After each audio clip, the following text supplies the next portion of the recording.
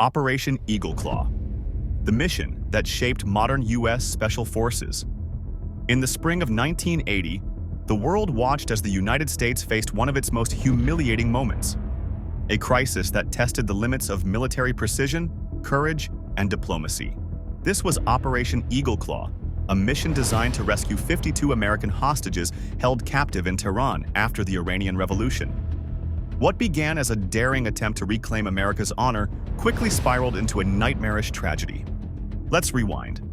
The year is 1979. The U.S. Embassy in Tehran is overrun by Iranian revolutionaries.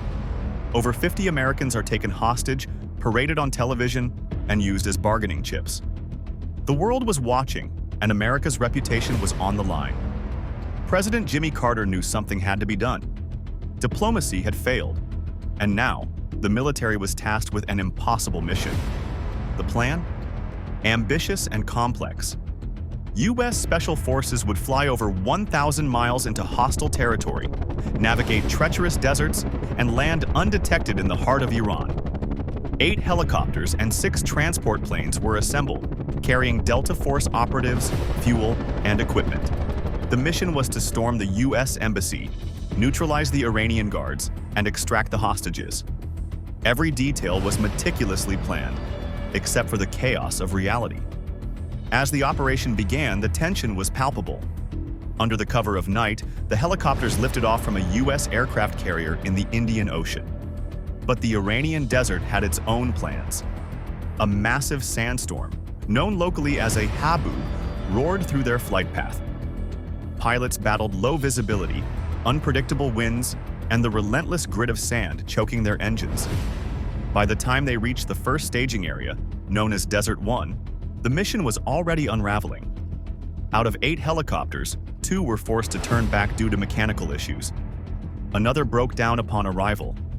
The mission now teetered on the edge of failure. They needed at least 6 helicopters to proceed. With only 5 operational, the call was made to abort. But the nightmare didn't end there. As the team prepared to retreat, tragedy struck.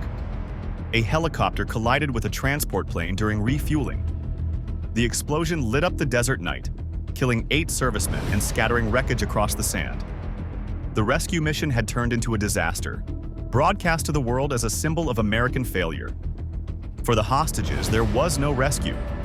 For President Carter, there was political fallout that contributed to his re-election defeat. But for the U.S. military, Operation Eagle Claw became a turning point, a painful lesson that demanded change. The failure exposed flaws in coordination, equipment, and strategy. But from the ashes of Desert 1 rose something greater: the creation of U.S. Special Operations Command, SOCOM, and the refinement of elite units like Delta Force and Navy SEAL Team 6. Today, the precision, unity, and effectiveness of these forces can be traced back to the lessons learned that fateful night in the Iranian desert. Operation Eagle Claw wasn't just a failed mission. It was a crucible that reshaped modern warfare. It proved that even in failure, there is opportunity for growth, evolution, and resilience. So, what do you think? Was this the mission that defined a generation of U.S. military operations? Let me know in the comments below. Don't forget to like, subscribe, and hit that notification bell for more stories of courage, failure, and triumph from the battlefield.